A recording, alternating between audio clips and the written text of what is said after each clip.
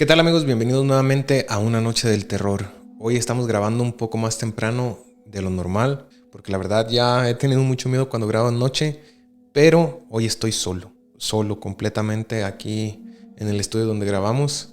Entonces, no sé, como que el miedo se duplicó por eso de estar solo, aunque sea más de día, aunque no sea tan noche, pero pues aquí encerrado en este estudio, todas las paredes son negras y todo está ambientado de terror. Y la verdad, he escuchado historias de terror de otros canales que se dedican a esto y también he leído las historias de los suscriptores y por alguna otra razón me siento con miedo ahorita, con bastante miedo. Pero vamos a empezar con esta noche del terror. Vamos a contarle las historias que ustedes nos mandan y recuerden que si nos quieren seguir enviando sus historias, aquí abajo en la descripción les vamos a dejar el email para que manden todas sus historias. Gracias por estar aquí y vamos a comenzar con la primera historia. Esta historia la envío porque todavía no logro explicarme lo que pasó aquella noche. Mi nombre es Mariana, tengo 27 años y vivo en la Ciudad de México. La Ciudad de México siempre tiene historias bien pasadas de lanza, bien terroríficas, escalofriantes. Siempre he sido una persona escéptica, de las que dicen, hasta no ver, no creer. Pero después de lo que viví, no me quedó más que aceptar que hay cosas que no tienen explicación. Trabajo en un call center, así que mi horario es pesado. Muchas veces salgo después de las 11 de la noche. Ese día recuerdo que mi celular marcaba las 11:20 cuando por fin salí del edificio. Tomar un taxi era demasiado caro y la estación de metro ya estaba cerrada, así que no me quedó de otra que subirme a una combi que hace recorrido desde la avenida Tláhuac hasta Chalco. No era la primera vez que lo hacía, así que pensé que era un viaje normal, aunque incómodo. Cuando subí, había solo 3 pasajeros, una señora mayor que iba dormitando, un chavo con audífonos mirando su celular y un señor de traje sentado al fondo. Me acomodé en el penúltimo asiento, pegada a la ventana. El chofer, como siempre, llevaba la música a todo volumen. Todo parecía rutinario, pero a la mitad del trayecto, cuando íbamos pasando por una zona oscura cerca del panteón, la combi se detuvo de golpe. Yo pensé que alguien más iba a subir. El chofer abrió la puerta y un hombre se subió rápidamente. Tenía un aspecto raro, vestía un saco gris, pasado de moda, la piel muy pálida y los ojos hundidos. No dijo nada, simplemente entró y se sentó justo frente de mí. Lo extraño es que, al mirar alrededor, me di cuenta que nadie más parecía notar su presencia. El chavo con audífonos ni levantó la vista, la señora siguió dormida y el señor del fondo estaba completamente quieto. Sentí un escalofrío porque el recién llegado me miraba fijamente, como si yo fuera la única persona ahí. El trayecto continuó. El chofer nunca le cobró pasaje, ni siquiera volteó a verlo. Yo trataba de no cruzar mirada con él, pero era inevitable. Había algo inquietante en su expresión. No parpadeaba y tenía una especie de media sonrisa muy forzada. En un momento me atreví a bajar la vista a sus manos y me di cuenta que estaban demasiado pálidas, casi translúcidas. Parecían las manos de alguien que había estado mucho tiempo bajo tierra. Me entró un miedo tremendo. Empecé a pensar que quizá me estaba sugestionando, que tal vez era un pasajero normal, pero entonces sucedió algo que me convenció de que no era así. En el siguiente semáforo, por un instante, las luces de un coche entraron a la combi y lo iluminaron. Su rostro se veía borroso, como si la luz lo atravesara. No tenía sombras, como si no fuera sólido. Tragué saliva y volteé hacia la ventana para no mirarlo más. Pasaron unos minutos que parecían eternos. El tipo seguía ahí, inmóvil, mirándome, hasta que, de repente, la combi se detuvo en mi parada. Toqué la puerta con la moneda. El chofer abrió y yo me bajé casi corriendo. Caminé rápido hacia la esquina, sin atreverme a mirar atrás. Cuando volteé para ver al hombre, también bajaba. Me quedé helada. La combi se fue y dentro solo iban los 3 pasajeros que había visto al inicio. La señora dormida, el chavo con audífonos y el señor del fondo. El hombre del saco gris ya no estaba. Me temblaban las manos mientras caminaba hacia mi casa. No pude dormir esa noche. Al día siguiente, le conté lo ocurrido a una vecina que también suele tomar esa ruta. Ella me miró con una cara seria y me dijo, no eres la primera que lo ve. Dicen que desde hace años aparece un hombre con saco gris que sube en esa parte de la avenida. Nadie sabe quién es, pero los choferes aseguran que nunca le cobran y siempre se baja antes de que alguien lo confronte. Desde entonces, cada que salgo tarde del trabajo, prefiero pagar un taxi. Ya no vuelvo a subirme a esa combi, porque sé que tarde o temprano me volvería a encontrar con el último pasajero. Sabes de que tu historia está bien escalofriante, pero hay varias alertas, varias red flags de las cuales yo estaría muerto de miedo si me llegaran a pasar. Desde que se pararon en un panteón, desde que el chofer de la combi no le cobró a esa persona. Imagínate, un chofer de la combi de la Ciudad de México, que son agresivos, que no se les escapa ninguna. O sea, en cuestión de eso son agresivos, pues, no normalmente. Pero en cuestión de que si no les pagan, o lo bajan o le pagan. Y luego ya que lo miraste así como si fuera un holograma y que se bajó donde tú te bajaste, que solo tú le pusiste atención. Yo estuviera muerto de miedo ahí en la combi, machín, y te entiendo, ¿no? Yo también estaría asustadísimo. Y luego si tu vecina también tomaba esa ruta y te dijo eso, no hombre, yo ya no vuelvo a agarrar esa ruta en mi vida. No hay problema que me muera pobre, yo sigo agarrando taxi, aunque nada más traigo para el taxi, pero no agarro la combi esa, la verdad. Bueno, muy buena tu historia, gracias por enviarla. Y esto fue todo sobre tu historia, nos vamos con la siguiente. Hola escalofríos, me llamo Rodrigo, tengo 34 años y soy guía turístico en la ciudad de Cusco, Perú. Pero estoy acostumbrado a caminar por las montañas, caminos incas, pueblos alejados donde la señal del celular no existe. Mi trabajo me ha llevado a vivir experiencias increíbles, pero también algunas que nunca olvidaré. Lo que quiero compartirles me pasó en abril del año pasado y hasta hoy me cuesta asimilarlo. Yo siento que los trabajos de los guías turísticos son inigualables, son otro pedo. Cuando fuimos a la playa, fuimos a Puerto Vallarta de vacaciones y había un señor que tenía una lancha que te daba un recorrido algo diferente, no te lo daba como los típicos turistas que se suben a un yate súper enorme y se van al mar abierto. Este señor nos llevó por un canal y nos enseñó cosas pero maravillosas, bonitas, muy hermosas que tenía Puerto Vallarta y que normalmente están escondidas. Y dijo, este tour no lo toma cualquier persona porque es en el canal, pero ves cosas hermosas y luego te lleva a donde tienen la reserva de los delfines, tienen animales protegidos también en reservas porque ya están a punto de la extinción o son muy pocos los animales que hay de esos. Y ese señor dijo, yo estuve en Estados Unidos y la verdad no comparo nada estar en otros lados que estar aquí. Y ese era su trabajo de todos los días y era como que tampoco tenía señal ahí, no había señal ni nada, pero era el señor como que yo disfruto todos los días mi trabajo. Era envidiable el trabajo que tenía ese señor. Bueno, vamos a seguir. Ese día llevamos a un grupo reducido de turistas a una comunidad campesina en las alturas, cerca de la montaña Ausangate. Es un lugar majestuoso, pero muy apartado. Después de dejar al grupo con otro guía, decidí caminar unos minutos solo para revisar una ruta alternativa. Eran cerca de las 5 de la tarde. El sol estaba bajando y las sombras empezaban a alejarse en el valle. En medio de ese silencio profundo, sentí que mi celular vibraba en el bolsillo. Me sorprendí porque sabía bien que ahí no había cobertura. Al revisarlo, vi que estaba entrando una llamada. El número parecía desconocido, solo con un código extraño, como si fuera internacional. Respondí con cautela. Hola, una voz femenina, entrecortada por estática, respondió. Ayúdame, por favor ayúdame. Me quedé helado. Pensé que podía ser una broma o alguna interferencia.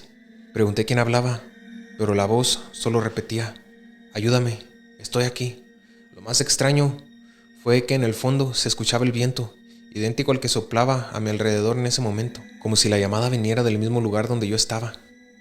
El celular se cortó de golpe, miré la pantalla, sin señal, sin barras, como siempre en esas montañas.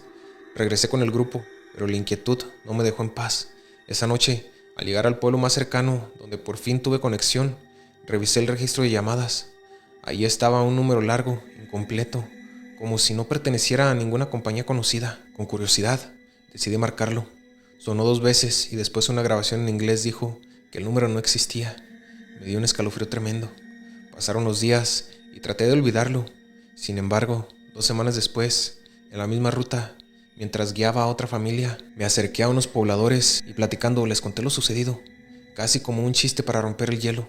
Uno de los hombres mayores se puso muy serio y me preguntó en qué parte había recibido la llamada. Cuando le señalé el punto exacto, él asintió con la cabeza y dijo, hace unos meses desapareció una mujer en este mismo tramo. Era turista, nunca la encontraron.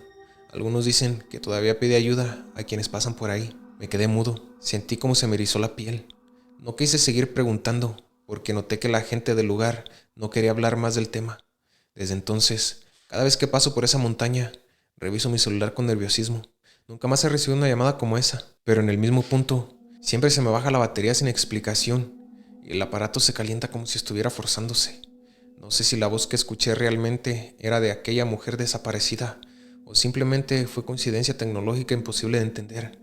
Lo único que sé es que esa súplica desesperada todavía me persigue. Muy buena esta historia, porque dicen que las entes, los fantasmas, como le quieran llamar, utilizan las frecuencias, cualquier frecuencia, pues los teléfonos, radios, todo eso funcionan por frecuencias. Entonces puede ser que sí sea algo así. Yo he escuchado varias teorías de que las personas que ya pasaron otra vida, la única manera que tienen de comunicarse es como por medio de frecuencias.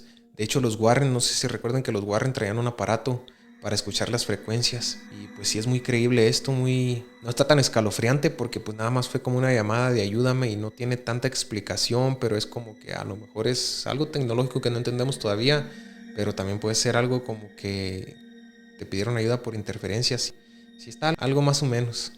Muy buena tu historia, amigo, esperemos que estés bien. Te mando un abrazo, un saludo hasta Ecuador, si no me equivoco era Ecuador de donde mandas tu historia. Muchas gracias. Y pues bueno, vamos con la siguiente historia. Hola escalofríos, mi nombre es Andrea, tengo 31 años y quiero contarles algo que nos pasó a mi familia y a mí el año pasado. Siempre soñamos con tener una casa grande en el campo y encontramos una vieja hacienda en las afueras de Guanajuato. Era antigua, con techos altos, muros gruesos y un aire elegante, aunque descuidado. Nos enamoramos del lugar y decidimos comprarlo, pensando que con un poco de restauración lo convertiríamos en nuestro hogar ideal. Qué chido, la verdad. También soy fanático de las haciendas o lugares así fuera en el campo. La primera semana fue emocionante. Limpiamos cuartos llenos de polvo, barrimos pasillos donde hacía años no entraba nadie, y poco a poco íbamos descubriendo rincones interesantes, pero en uno de los salones principales, detrás de unos muebles apilados, encontramos algo que cambió todo. Un retrato enorme, cubierto de polvo y telarañas. Era el retrato de una mujer. Vestía un vestido negro, con encaje en el cuello, y su mirada era dura, penetrante. Sus ojos parecían seguirte a donde fueras. Mi esposo dijo en broma, seguro es la antigua dueña de la hacienda. Lo colgamos en la pared, pensando que era parte de la historia de la casa. Pero esa misma noche empezaron los problemas. Yo estaba acostada y escuché claramente el sonido de unos tacones en el pasillo. Pensé que era mi hija jugando, pero al revisar, todos estaban dormidos. El ruido venía del salón, donde habíamos puesto el retrato. No me atreví a entrar. Regresé corriendo a la cama y traté de convencerme de que eran imaginaciones mías. Al día siguiente, mientras desayunábamos, mi hija menor nos dijo algo que nos heló. Mami, anoche la señora del cuadro vino a verme en mi cuarto. Mi esposo y yo nos miramos sin saber qué contestar. Con los días, las cosas empezaron. Apenas despertábamos y el retrato ya no estaba en el salón, sino recargado en otra pared, como si alguien lo hubiera movido. Nadie en la familia admitía haberlo tocado. Una noche escuchamos golpes en la cocina y encontramos el cuarto tirado en el suelo, aunque lo habíamos colgado con clavos firmes. Lo más inquietante ocurrió un viernes. Invité a unas amigas para mostrarles la casa. Cuando entramos al salón, una de ellas se quedó pálida y me preguntó que dónde había sacado ese cuadro. Le dije que lo habíamos encontrado ahí mismo. Ella me contó que conocía la historia. Hace más de un siglo, la hacienda perteneció a una mujer llamada Doña Clara, famosa por su carácter cruel. Decía que castigaba a las sirvientas con encierros y golpes. Cuando murió, la enterraron en el panteón del pueblo, pero los lugareños siempre afirmaron que su espíritu nunca descansó. Esa noche lo confirmé. Me despertó un golpe fuerte. Al salir del cuarto, vi la silueta de una mujer con vestido largo caminando hacia el salón. El sonido de los tacones retumbaban en el pasillo. Seguí con el corazón en la garganta y al entrar al salón, la vi de espaldas, justo frente al cuadro. En ese instante, giró la cabeza hacia mí, pero no tenía rostro. Solo una mancha oscura que se movía como humo. Grité y desperté a toda la casa. Mi esposo decidió que al día siguiente sacaríamos el retrato y dejaríamos el desván. Y así lo hicimos. Desde entonces, las apariciones y los ruidos han disminuido, aunque de vez en cuando todavía escuchamos pasos en los pasillos. He pensado en deshacerme del cuadro, quemarlo o tirarlo, pero algo me dice que pertenece a esta casa, que sacarlo no serviría de nada. Tal vez la antigua dueña sigue caminando en estas paredes, recordándonos que nunca nos dejará olvidarla. Y es que dicen que hay personas que sí se obsesionan con sus casas o personas que son crueles, que nunca descansan en paz. Así como nos cuentas tu historia, está muy buena esta historia, la verdad. Muchas gracias por compartirla, estuvo demasiado interesante. Muchas gracias por estar aquí y gracias por tomarme en cuenta para contar esta historia sobre lo que te pasó. Bueno, nos pasamos a la siguiente historia y seguimos con esta. Antes de seguir les quiero comentar, mi nombre es Víctor, me llamo Víctor. Se me hace un poco extraño que me manden, bueno, no extraño, sino que no estoy acostumbrado a que me llamen escalofríos. Y hoy que me están compartiendo, que empezamos con esto de que me están compartiendo sus historias, pues así es como tengo el nombre en todos los canales, en YouTube, en Facebook, en TikTok, en Spotify, todos esos lugares estoy como escalofríos y en ningún lugar comparto mi nombre. De hecho, les voy a contar una pequeña historia. Yo no compartía mi nombre porque me daba vergüenza que me juzgaran a loco, de que me gustaran las cosas de terror, pero pues no tiene nada de malo, comprendí que no tiene nada de malo, por eso le puse escalofríos, no le puse mi nombre ni nada. Me gustó el proyecto como escalofríos, pero hoy les quiero compartir mi nombre. Me llamo Víctor y me pueden llamar Víctor cuando me manden sus historias aquí al canal de Escalofríos. Ya es algo que trabajé, es algo que ya no, pues no me da vergüenza, es algo que me gusta, es algo en lo que yo creo. Muchas personas también creen, ahora que estoy viendo sus historias, y todos los que ven este tipo de contenido también creen en esto y les gusta. Entonces es un porcentaje de la población muy grande y no tenemos por qué avergonzarnos, y gracias a ustedes entendí eso. Bueno, comenzamos. Hola Escalofríos, mi nombre es Julián, tengo 22 años y soy estudiante en Quito, Ecuador. Quiero compartirles algo que me pasó hace poco y que me cambió para siempre la forma de ver la vida y la muerte. Una tarde de octubre, unos amigos y yo fuimos al Cementerio General de Quito para un proyecto de fotografía. No, es que también escogen los lugares más macabros para la fotografía, les digo. El lugar es impresionante. Mausoleos antiguos, esculturas de ángeles y tumbas que datan de más de un siglo. Había un aire solemne y al mismo tiempo inquietante. Nos quedamos tanto tiempo tomando fotos que cuando quise darme cuenta ya estaba oscureciendo. Mis amigos decidieron irse antes, pero yo me quedé un rato más, fascinado con los colores del atardecer cayendo sobre las estatuas. Cuando por fin salí, la reja principal estaba cerrada. Caminé alrededor y encontré a un hombre mayor con uniforme de guardia, sentado en una silla junto a una pequeña caseta. Me acerqué y le expliqué mi situación. Él me sonrió amablemente y me dijo que no me preocupara, que pronto abrirían la puerta. La verdad es que me cayó muy bien. Empezamos a conversar. Tenía una voz tranquila y me contó que llevaba más de 20 años trabajando ahí, vigilando de noche. Me dijo que uno aprende a convivir con los muertos, que con el tiempo incluso llega a saludarte. Reímos y aunque sonaba a broma, lo dijo con una seriedad que me puso a pensar. Le pregunté si había visto algo extraño en el cementerio. Me miró fijo y respondió: más de lo que imaginas.